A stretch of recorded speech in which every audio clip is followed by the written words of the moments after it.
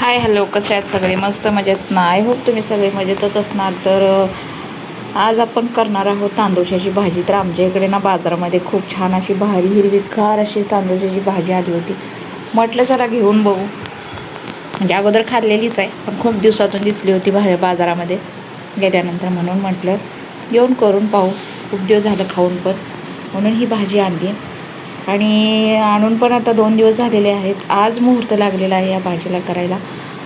तर खूप छान लागते भाजी आणि आपल्यासाठी खूप मस्त आहे भाजी खायला पण, आणि टेस्टी पण लागते. ह्याच्यात शेंगदाण्याचा कूट कोणाला आवडतं तर टाकतात, नसेल तर बिना शेंगदाण्याच्या कुटाशिवाय खूप भारी लागते भाजी. फक्त तेल, मीठ, लसूण एवढंच टाकलं तरी खूप छान होऊन जाते ही भाजी. तर नक्कीच सगळेजणच खात असतील, त्याचा विषयच नाही, कारण ही भाजीच आहे तशी खूप छान लागते. तर मी बनवलेली पण तुम्हाला रेसिपी दाखवेन. तर अशी हिरवीगार भाजी बघूनच अशी भाजी आपल्याला खाऊ वाटली पाहिजे, अशी भाजी आहे. तर चला आपण बघूया भाजी कशी बनते आहे आपली, आणि नंतर मी तुम्हाला दाखवतेही.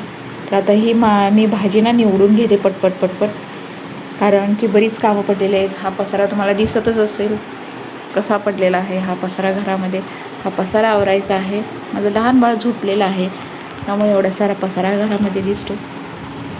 तर चला आता आपण ही भाजी पटपट आवरून घेऊ, म्हणजे निवडून पण घेऊ आणि करून पण टाकू पटकन. तर आता आपण ही भाजी शिजायला घालून घेणार आहोत. म्हणजे थोडी पाण्यात अशी शिजवून घ्यायची आणि ती पिळून परत मग त्याला लसणाची तेलाची फोडणी टाकायची. तर मी आता ही शिजायला घालून घ्यायला लागली भाजी. थोडं 5 मिनिटे थोडी शिजवून घ्यायची.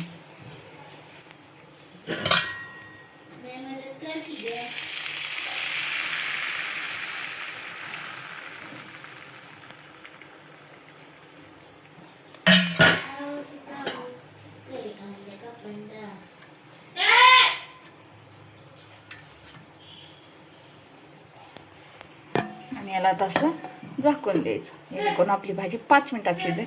मी ते लसूण पण तयार करून घेतलेलं आहे. चला आपण आता भाजी ओपन करून घेऊ. शिजली असेल की 5 मिनिटात शिजते आपली भाजी. तर पाहू शकता शिजली आपली भाजी. तर आपण आता ह्याला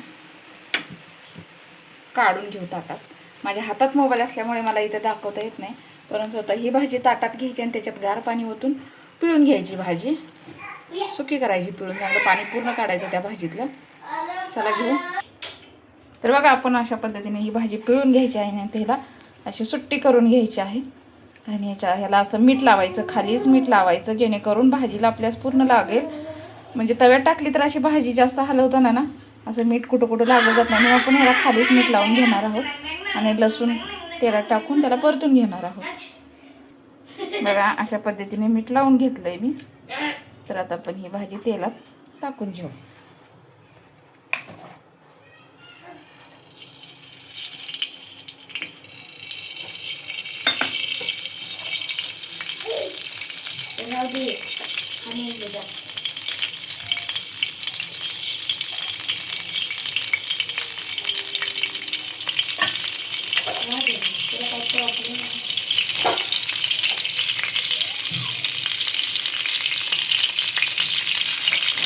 टोपलं उचलून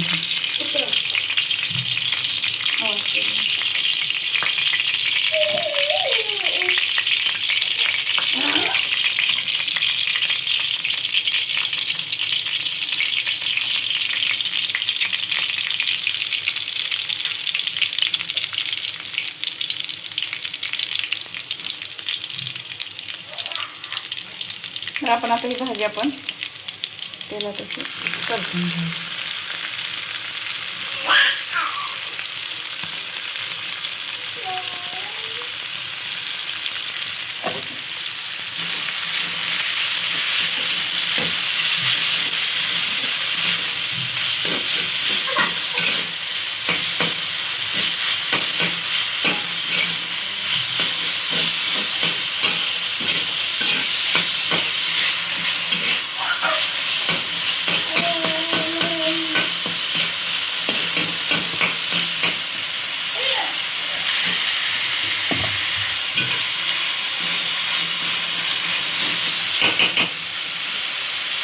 मी ह्याच्यामध्ये थोडंसं असं कूट टाकून घेतलं आहे.